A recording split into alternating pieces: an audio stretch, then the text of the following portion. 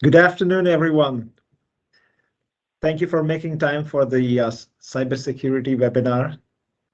I'm Vishnu Raman. I'm the project manager at Weeds Group. The idea for this webinar came about after we had a recent experience with a cyber attack earlier this year. This was back in February of this year. One of our customers went through a ransom attack, and that really brought down everything in their network. Okay, so it took almost 3 weeks for them to even start shipping their products, and then it took several months for them to get back to normal. So it was a quite a traumatic experience. So that's why we felt that we should raise awareness among the Cycline customer base.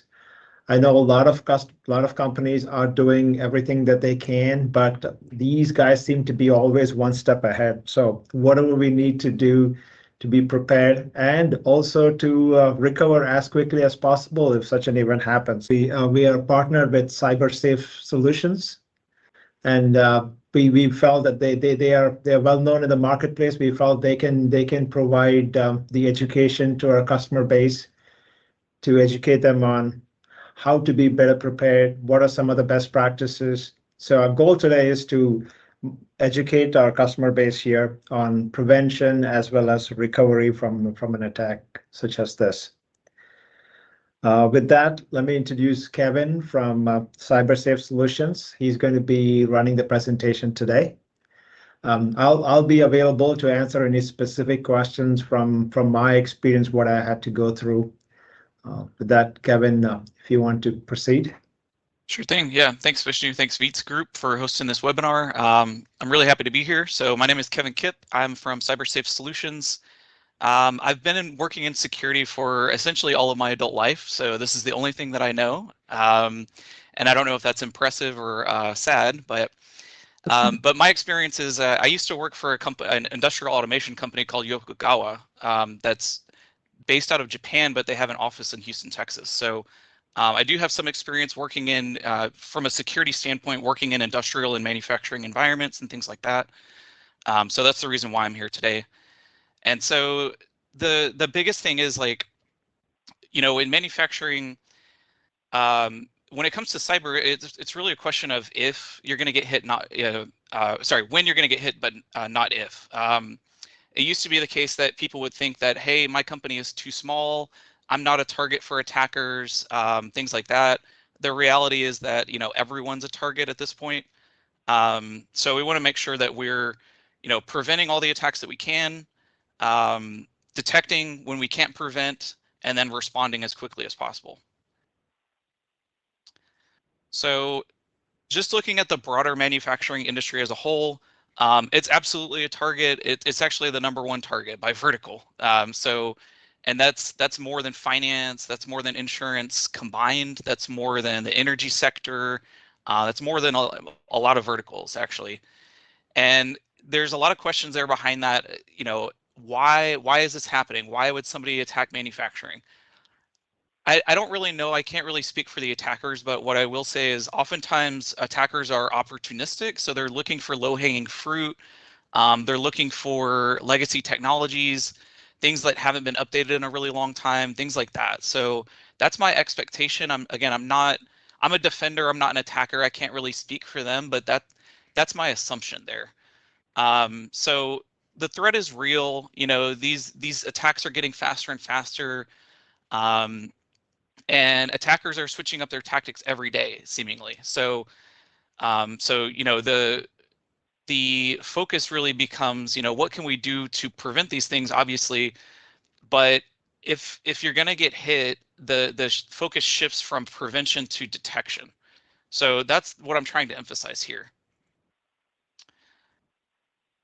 So just looking at a couple of attacks across 2024. Again, this is a really, really small sample. I could have done probably multiple slides of examples for some of these attacks, but just looking specifically at some of these. So we have the Fiskars group that was targeted by the Akira ransomware group. So 2 terabytes of sensitive data was stolen by that group. And then the initial access, or How the attackers got in was their VPN devices. So that's so it's basically an internet-facing device at your border. Attackers love to compromise those and then pivot internally into the network, just looking for juicy targets and things like that.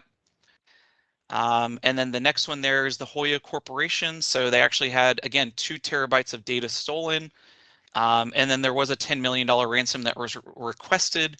They didn't actually pay that ransom. I think there was a back and forth negotiation process there where they got the ransom reduced to $2.5 million. So it's still a lot of money. And then Continental Aerospace had 40 terabytes of data stolen, and their operations were halted there. So the problem becomes, your data can get stolen. That's one problem, but the other problem is just having your operations halted, right? So there's loss of revenue there. There's reputation loss, things like that. These are all factors that you have to look at when looking at cyber events. And then finally, the Bluebonnet Nutrition Group had 2.6 terabytes of data stolen as well.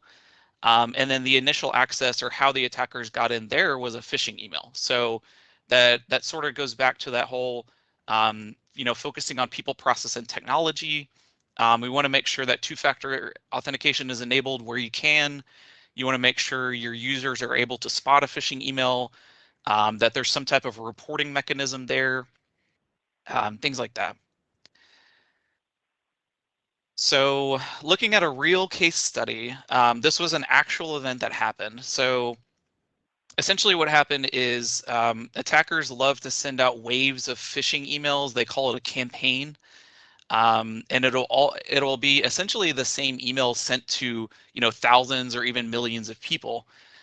So in this case, there was a malicious email that got sent out that had a OneNote document attached in the email itself. And that OneNote document actually contained like a script within the document. So it started out as an email, went to a OneNote file, and then that OneNote file opened a command prompt on the Windows machine, and then the command prompt launched a PowerShell script. So the PowerShell script is the thing that's actually reaching out to the internet, to attacker-controlled infrastructure, and pulling down new tools and techniques that the attacker can then use to compromise other systems on the network. So the PowerShell itself downloaded a tool called Cobalt Strike, and Cobalt Strike is an offensive security testing application. It's actually a legitimate application that attackers then use for malicious purposes. Cobalt Strike is really used for penetration testing services, so it's completely legitimate, and it really doesn't throw off any alarms for security systems, because it is a legitimate program that can be used for legitimate purposes, but in this case, it's being weaponized essentially. So Cobalt Strike has a lot of features. It can do a lot of different things. And one of the things it can do is it can start to launch persistence mechanisms, which means essentially if the computer is rebooted, Cobalt Strike will then launch itself automatically. So it sort of digs in deep to the operating system, and it makes it harder to remove essentially.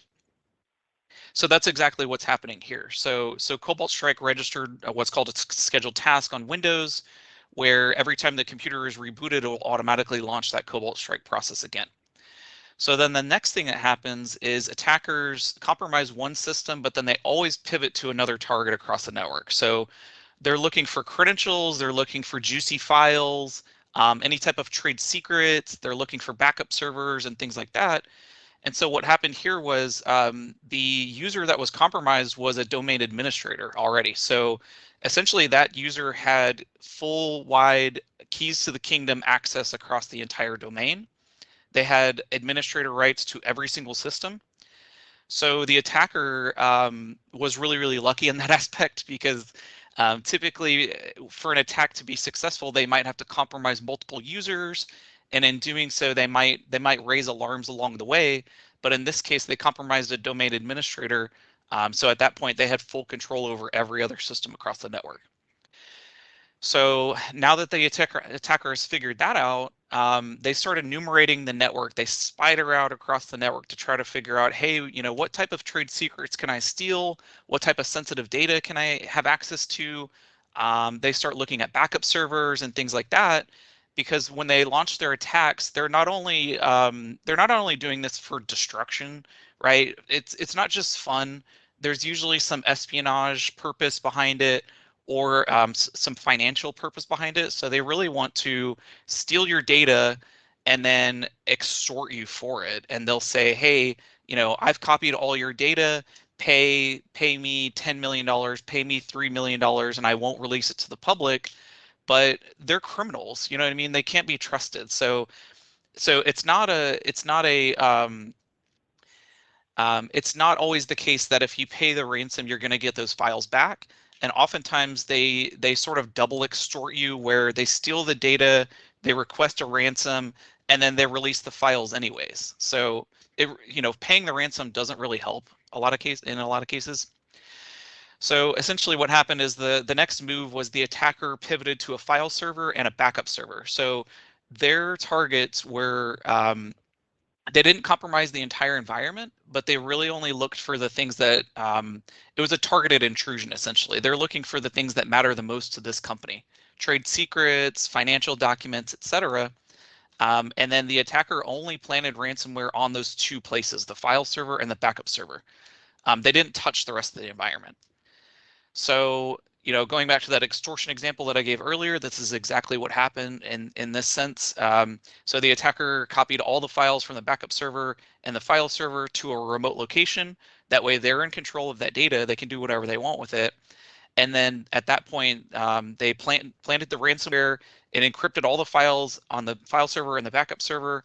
And then a ransom was demanded to unlock those files. So like I said, they didn't compromise the entire network, so it's not like this company was completely down. But the financial loss from having to pay the ransom, possibly reputation loss for that company, and then rebuilding systems, restoring from backups, these are all things that take into consideration when you're looking at an incident. So the question becomes, this is a really, really bad case. Like, there are a lot of things that went wrong. So how do we prevent that, right? Like, how do we stop these things from happening, or how do we stop them from spreading?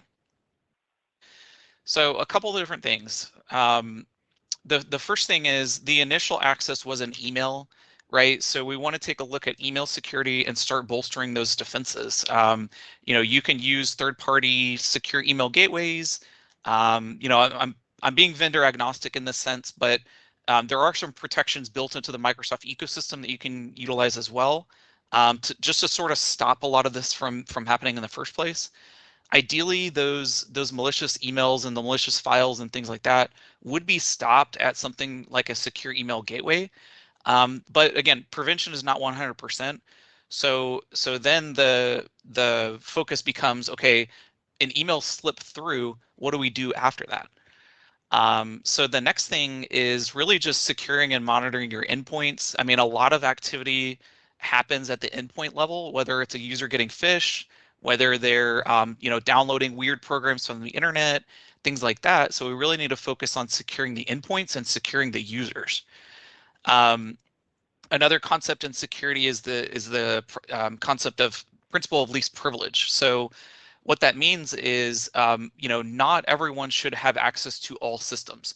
It really should just be limited to the systems that you need to do your job, and that's really it. So in that incident that I'm describing, the user that was compromised was a domain administrator, so they really had keys to the kingdom for the entire domain. And so we want to really limit the amount of administrators that we have, number one, and then number two, limit the amount of data that our systems that they have access to. And then another thing is multi-factor authentication. So, I mean, I get it. I know it's a pain in the butt, that you have to, supply a second factor. You have to enter a code. You have to install an app on your phone. I get it. It slows work down. It's a big pain in the butt, trust me, but it's more of a pain in the butt for the attacker, because oftentimes, they can get a username and password, but if they can't pass multi-factor authentication, then the attack is effectively stopped at that point. So we want to apply multi-factor authentication to ideally all systems, but critical business systems at a minimum. So that could mean, your ICSs, your SCADA systems, your document systems, your ERP systems, things like that. And then another thing is just education, right? So awareness training is really, really effective. Um, you want to test, are your users clicking on the links? Are they interacting with bad emails? Are they downloading attachments when they receive an email? Things like that. Are they really scrutinizing and questioning these things? And then is there a reporting mechanism in place where if they see a suspicious email, can they report it to, either your internal security team or your external security team? And then there are some products, that will test users automatically, sort of at like either a monthly or quarterly cadence. And so you can track that activity over time to see, hey, have we been seeing improvements in XYZ users? Is everybody clicking on the phishing email? If so, that's probably bad. Things like that. So you can have reports, you can track metrics. There's dashboards and visualizations that you can export out, just to make sure that we are seeing progress over time. And then another thing is network segmentation. So this is more of like a technical thing, but the idea here is that your critical business systems, the keys to the kingdom, your crown jewels, are segmented off on the network, and they're separate from your day-to-day, workstations and things like that. In an ideal world, computer to computer communication should not really exist. There's really no reason for my computer to reach out to a different computer for communication. And so what happens in a lot of these incidents is an attacker will compromise one system and then they'll move laterally to a different system. But if those two systems can't communicate to each other at all, then you're stopping that lateral movement in its tracks. You're preventing that from even happening at all, right? So, think about your network in segments, and ideally segment out your critical business systems into one segment, and then your day-to-day systems into another one, and then just limit the communication between those two. And then, like I said, PC to PC communication should really never happen.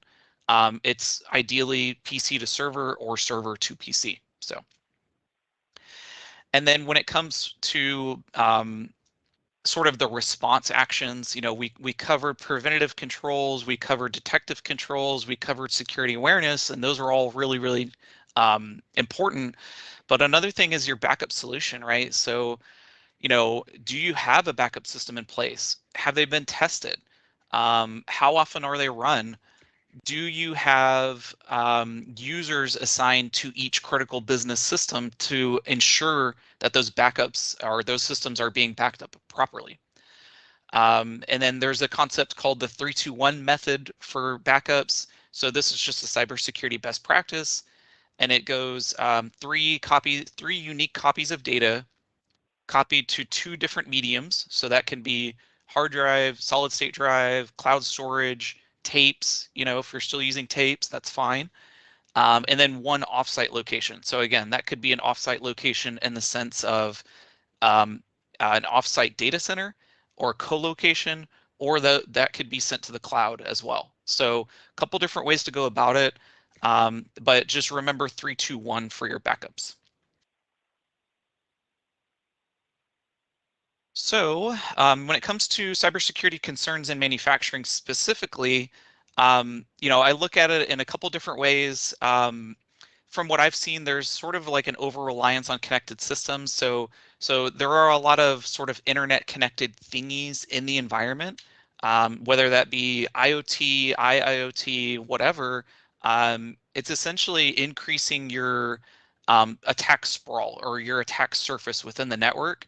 So the less we rely on those things, the probably the better off we are, because you're essentially just creating another entry point for an attacker. And then you're like I said, increasing your attack surface there. So maybe not every system that is on the network needs internet access, for example. Maybe instead of an IoT device, you can have a local device. Another concern is, of course, in operations, in manufacturing, operations and uptime is everything, right? So these are 24/7 operations. But in doing so, you sort of delay patching and maintenance, because in order to patch something properly, you probably have to take it offline for a little while. I get it. It's tough. But we really want to prioritize security versus operational uptime. And then the other thing is legacy infrastructure. So, raise your hand in the audience if you have like a Windows 7 or a Windows XP machine somewhere in the environment.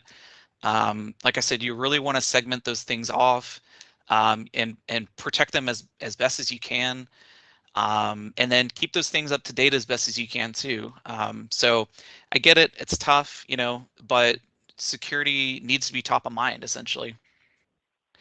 And then when it comes to protecting your intellectual property, so it's sort of like looking in the mirror and trying to decide like, hey, where are my crown jewels? What's the data that we want to protect the most? And then identifying that and then wrapping controls around it. So that could be data classification controls, that could be network segmentation controls, that could be user access controls, things like that. We want to make sure that not everyone has access to critical systems, because you're just introducing risk where if an attacker compromises a specific user, maybe they have the keys to the kingdom. Whereas, if you set it up in a way where not everyone has access to everything, it's going to be a lot harder for an attacker to finally get to the keys to the kingdom. So we want to sort of put tripwires or put barbed wire around that perimeter or around those crown jewels, if you will. Think of it like a castle and a moat type of scenario. You want to separate out your users and your administrators from your crown jewels and protect those things as much as possible. And then finally, when it comes to the financial loss of a cybersecurity incident, there's the disruption in operations, there's taking systems down, there's replacing equipment, you have to rebuild systems, you might have to deal with the ransomware negotiator aspect where you're paying a ransom, and then there's reputation loss too. So, and in my opinion, that's the biggest thing, because there's a trust factor there. And once you're on the news, like I went over some of those manufacturing incidents earlier, once you're on the news, it's really, really hard to recover from that from a reputation standpoint, because people will trust your company less if they've seen that you didn't take security seriously. So moving on to some generalized security best practices. I sort of touched on these already, but the principle of least privilege is huge. Like I can't stress that enough. This whole concept of having shared workstations or having a lot of administrator accounts and things like that in the environment, we really want to get away from that. And you really want to try to provision a user in a way where they literally have access to do their job, and they have access to systems to do their job only. That's it.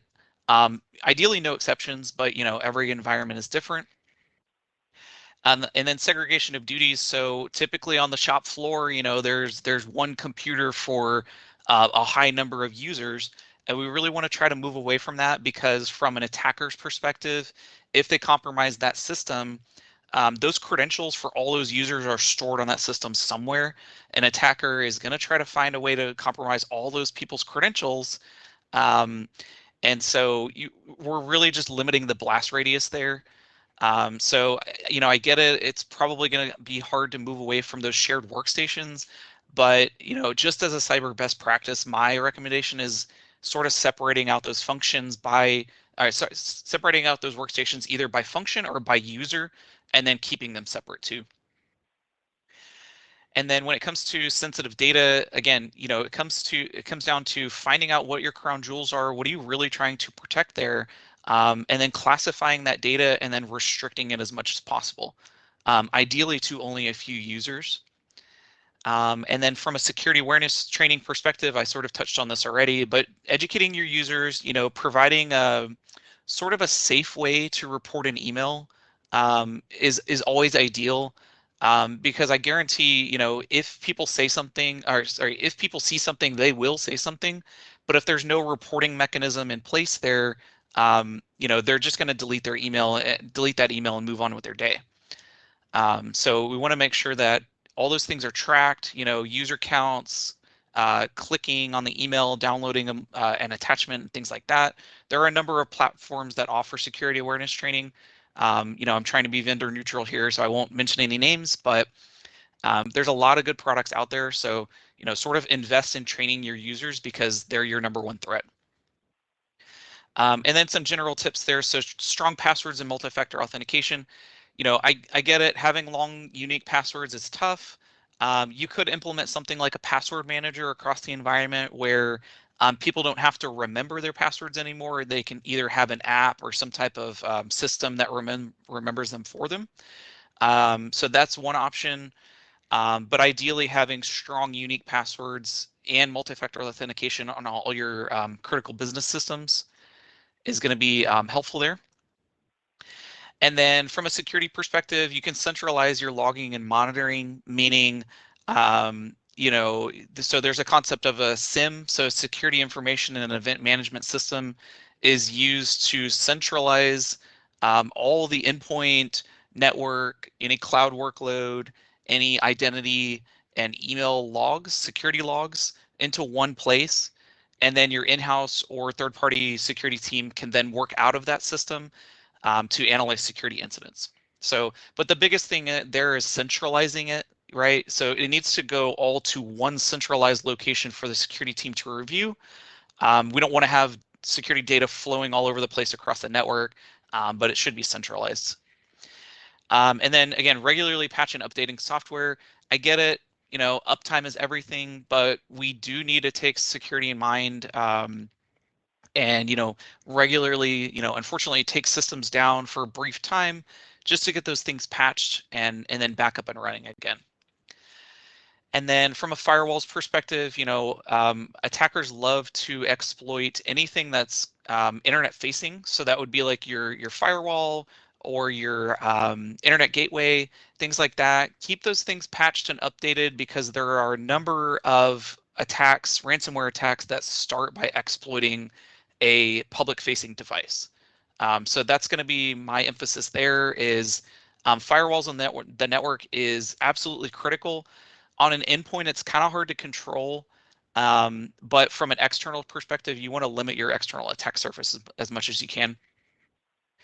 And then third-party risk management, I'll kind of touch on it now, but I think we'll touch on this later too.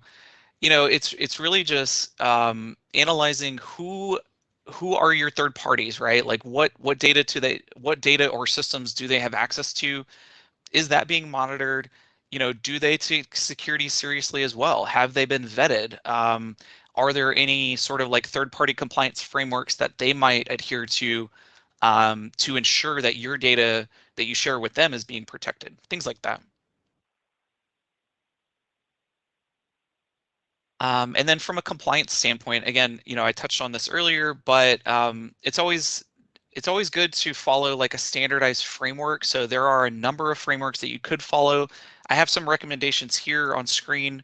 But first things first, from a compliance standpoint, you really want to do a cyber risk assessment. So again, that's like looking internally at your people, process, and technologies, and making sure you have a change management process, you have an identity and access management policy, you have a policy on what websites people can visit and things like that. Looking internally, truing up all those policies, making sure you're adhering to cybersecurity best practices. So that could be something like the NIST CSF, which is the cybersecurity framework. That could be the CIS critical security controls. They have 18 controls that you're effectively supposed to go one by one and make sure that you're hitting all those things. And it's done in a way where it's sequential, where you're supposed to hit critical security control number 1, which is inventory of all hardware across the network. And then once you've established an inventory of hardware and you know the critical business systems owner, you know who owns the data, you know who's the technical owner, who's responsible for the upkeep and the maintenance, who's the systems administrator for those systems, things like that. You've identified all those stakeholders. Then you move on to critical security control number 2, which is inventory of software across the environment. So again, same thing. Who's in charge? Who's the business owner? Who's the technical owner? All these things. So that way, in the event of an incident, you know exactly who to reach out to. Oh, this critical business system went down. I'm going to just go into my spreadsheet that lists the owner for that system and then call that person. Things like that. And then there's 16 other critical security controls too, which I won't really get into here. And then ISO 27001 is another good one specific to manufacturing as well, where ISO is an international standards organization. They have a number of different numbered standards like 27001, etc. 27001 is specific to manufacturing, so I would recommend looking at that.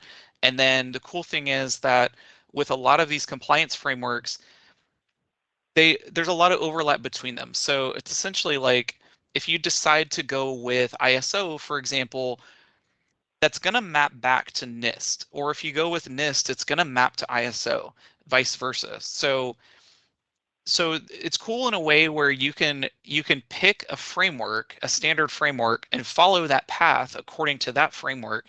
And then by doing so, you end up covering other frameworks as well. So it's sort of win-win. You're increasing your security posture. You're probably finding out a lot of things in your environment that you weren't aware of before. And then you're also mapping to two different frameworks simultaneously. So win-win all around. And then when it comes to risk, I just want to touch on three different things. So the attacker tactics are changing every day. It seems like these attacks are getting faster and faster too, which is really scary. But my biggest thing here with staying up to date is either you can read the news and try to stay up to date as much as you can, or you know have your security team keep you informed of all the latest cyber incidents. If it's an internal security team, they could send out maybe security advisories through email to all your users to say, hey, this is a threat that we're seeing across the landscape. Just wanted to make you guys aware of that. And it's really just about awareness and educating the users. Or you can outsource that function too. So you can, partner with a managed detection and response firm, and then they'll send out security advisories as well. And then the second thing I wanted to touch on is just FUD. So there's a lot of fear, uncertainty, and doubt out there, especially in regards to artificial intelligence and deepfakes. So, I mean, there are some true stories where deepfakes were essentially the cause of a phishing incident or some type of data breach. But in reality, that's the chances of that are really, really, really low. And then again, it kind of just goes back to the whole awareness factor and then adhering to basic cybersecurity principles like least privilege. Um, there's also just a lot of junk out there. I mean, there's this fear that artificial intelligence is going to take over the world, and there's some type of, there's going to be some type of Skynet situation or whatever where they turn on us. In reality, like, I'm not really concerned about that. So you kind of have to cut through the noise and really just focus on the things that you can control. So, and then adopting a zero trust mindset. So that's the idea of trust nothing but verify everything. So, for example, if you receive an email in your inbox that said, hey, you won the lottery, send me your information to claim your prize. If it's too good to be true, it probably is, so just be aware, just be vigilant the whole time, and don't take things at face value. Really try to analyze these things. And I get it, we're all busy. We don't have time to parse through an email to decide if it's real or not. But my whole thing is just like I said, if it's too good to be true, it probably is. And you don't necessarily have to interact with all the emails that you get. So, for example, if somebody that you've never emailed, you had no correspondence with before, sends you an email out of the blue, did it really come from that person? Are you expecting that communication? Do we even do business with that person? That type of thing. Just sort of, run through a checklist in your head real quick. Whenever you receive something, is it too good to be true? Did I expect this email? Does it look legitimate? And then another thing is too, are they asking for me to do something that's outside of my job scope? So for example, if you receive an email from the CEO asking you to run to the corner store and get them some iTunes gift cards or something, did it really come from the CEO? And why are they asking you to do that? So it's really just, taking a harder look at all those things, and don't trust everything that you see. So we touched on preventative controls. We went over sort of detective control, logging and monitoring, security awareness training, reporting suspicious emails and things like that. But what happens if there is an incident? So there are a couple different ways to go about it. There's two frameworks that are on the screen right now. One of them is the SANS incident response process, which I personally like a lot better. And then the other one is the NIST cybersecurity framework. Um, so I'm going to go over the SANS process because I do like that one better. So the whole idea here is, the first step is preparation, which is essentially just getting ready. From a security perspective, that can be having eyes on glass 24/7, 365, monitoring and alerting for security incidents and things like that. Or it could just be being prepared in the sense that you already have a lot of preventative security controls in place.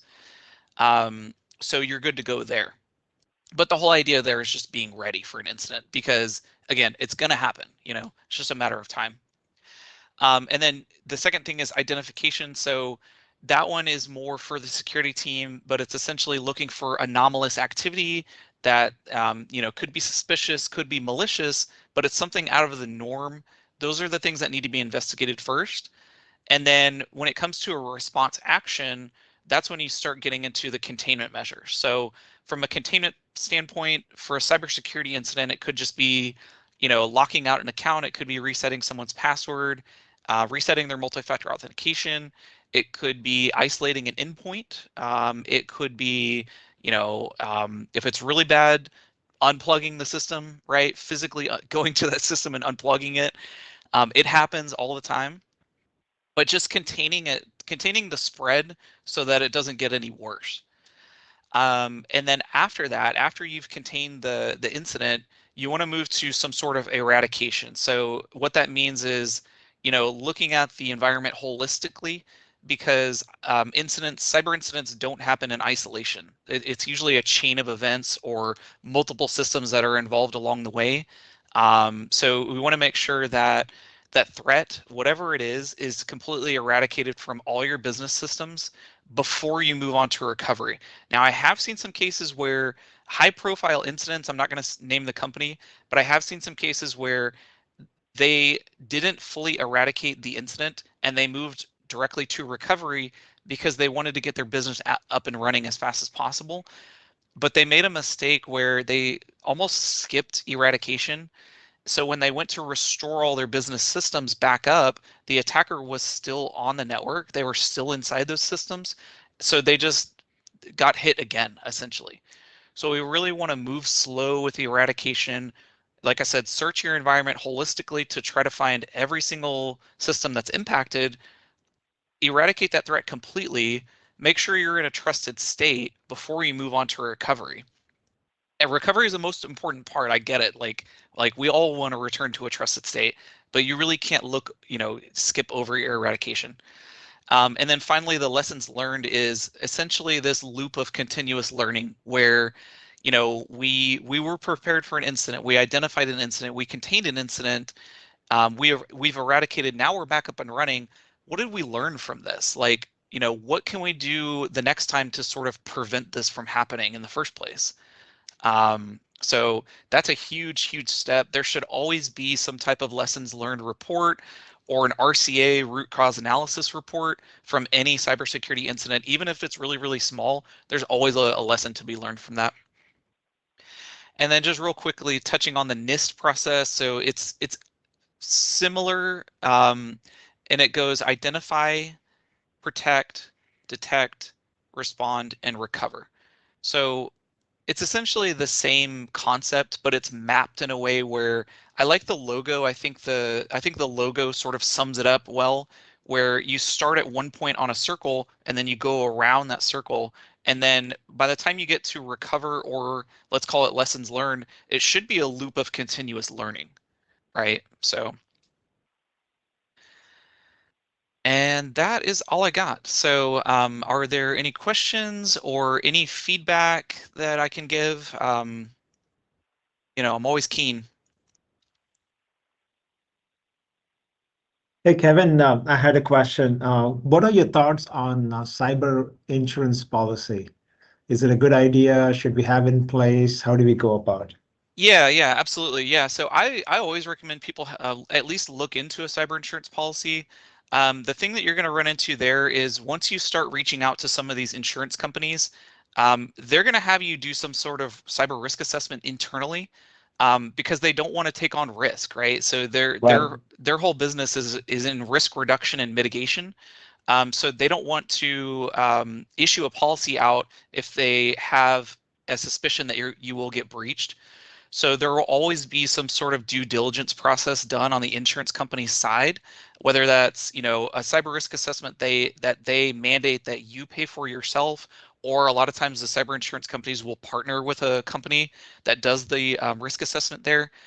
But it's really about, before you reach out to an insurance company, um, you really have to look internal to yourself, look in the mirror, and and judge yourself realistically and say, hey, how do we score in the event of a cyber incident? Do we have people, process, and technology procedures in place to sort of prevent a cyber incident? And then how do you honestly feel about your security posture? Is it up to date? Do you have a lot of legacy systems? Are you, and it's not always about running the latest and greatest tools, but it's really about the people and the process behind it. So Mhm. that would be my recommendations. I would absolutely look at reaching out to a cyber insurance um, company to get a policy, but again, it's going to come back to you. So kind of do your due Right. diligence before that. Yeah, I've seen some of their questionnaires and it's quite detailed. They It want you is, to yeah. do all those different things before they take you on. Yeah. Yeah, they're really tightening the screws, because it used to be the case that, the cyber insurance questionnaire policy, for policies was, 1 to 2 pages long. Now they're probably 8 to 10 pages long, and they're really upping what they're looking for in the sense that they used to request antivirus on computers, and now they're requesting EDR, which is endpoint detection and response. It's a whole different class of product, generally more expensive. So they're really expecting people to have higher security posture nowadays.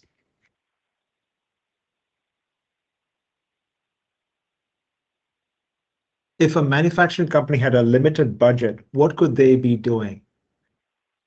What would be Sure. the absolutely, yeah. Yeah. Again, it comes down to that old adage of people, process, and technology. So, like I said earlier, you don't have to buy the latest and greatest tools. There's some free version for products. There are some, for example, like security awareness training. There are some free platforms, actually through Microsoft, depending on your licensing. You can do simulated security awareness training through Microsoft. Um, a lot of it comes down to, what are your internal procedures? So what's your password policy? What is your onboarding and offboarding procedures? What's your identity and access management procedures? Things like that.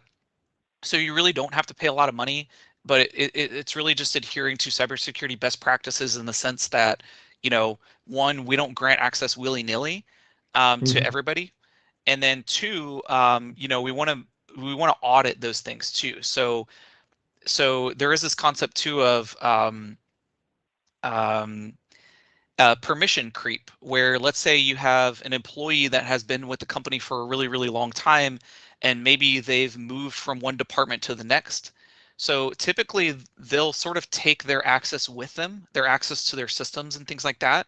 So we want to get away from that permissions creep and start auditing our users' permissions over time. So that way we don't have the case where, Joe has been with the company for 26 years and he has access to every single system, because it is Mhm. what it is. We really need to move away from that. And then the one of the last things that I could recommend too, when it comes to like low cost resources, there's a there's a little card game. I'm not sure if you can see that or not. There, it's called Backdoors and Breaches, and what that is it's an incident response card game. So think like, Dungeons and Dragons or like a board game that you're having with your friends. What you do here is you break out this deck. This is $10, by the way, and there is actually a free version online. You get one of those decks, you gather all your IT stakeholders for all your critical business systems, and then you actually run through a fake cybersecurity incident in a safe manner, right? And it is eye-opening because people could think that they have the best processes internally, but when you run through a simulated incident like that, security just falls apart. Like I found incidences where there's no communication plan, um, for secondary communications, meaning let's say your email system was compromised and it was completely taken offline. How are your users going to communicate with each other in the event of an incident? Are we going to call each other? Things like that. Do we have those secondary lines of communication set up in the event of an incident? So it is very, very eye-opening. And like I said, that's a very low-cost method of doing incident response. So that's backdoors and breaches. There is a free version online. And then another thing is there are CIS benchmarks. So CIS is the Center for Internet Security. They've come out with essentially cybersecurity benchmarks that have been vetted by experts in the industry, where you can download a PDF and it's for all different systems. It's for Windows systems, Linux systems, network appliances, cloud systems, things like that. You can download those benchmarks, read through the PDF, and it'll give you step-by-step instructions on how to securely harden your systems according to their best practices. So, what we want to get away from is, let's say a new system is brought online and a server is created from the base image of, let's say, Windows Server with no configuration done to it whatsoever. You can take that base server, look at the CIS benchmarks for that server platform, match those two up, and then go through all the settings and turn this on, turn this off, tune this down, things like that. They'll walk you through it step by step. And then after that, your server is in a really, really well hardened state. It won't disrupt business operations or anything like that, but it'll just get you to a trusted state. So that's another recommendation for people. So that's CIS benchmarks. You can just Google it. You do have to sign up for a free account, but it's free. So there's really no reason why people shouldn't do that.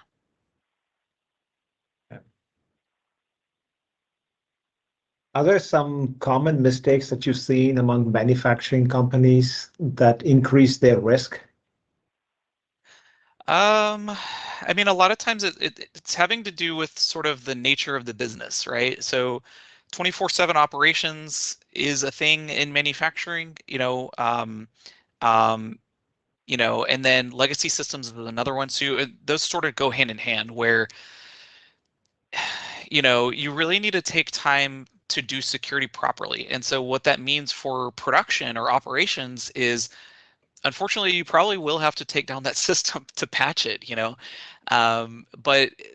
but in doing so, you're increasing your security posture, and then you're closing gaps, you're closing potential exploits that cyber ransomware actors and things like that could exploit.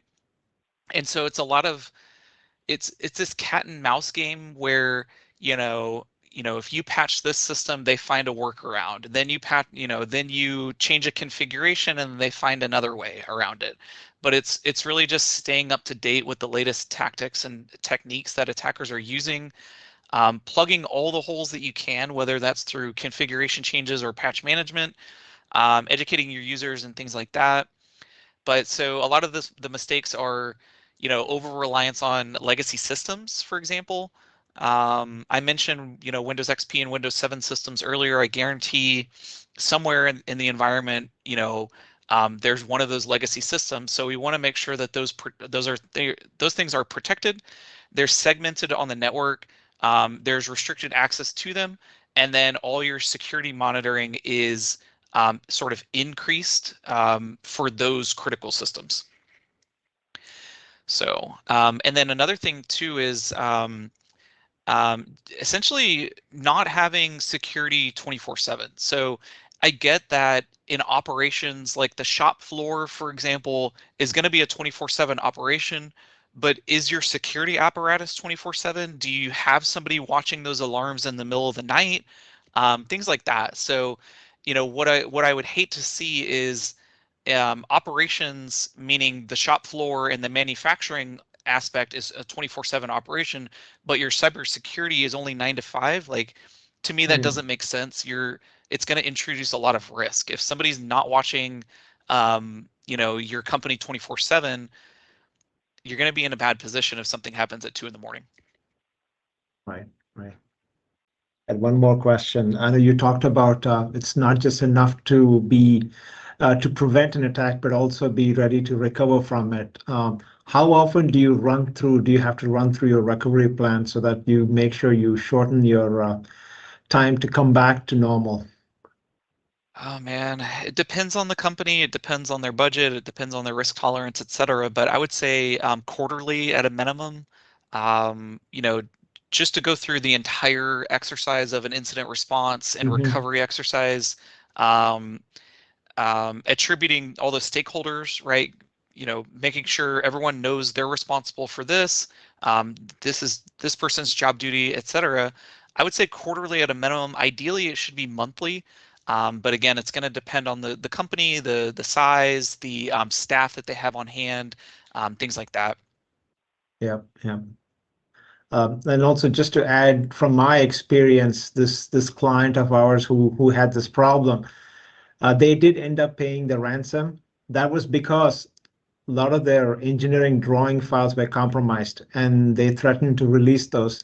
And Hmm. they came from there, they would have lost everything if those got released in the public domain. So Hmm. that's what forced them to pay the ransom.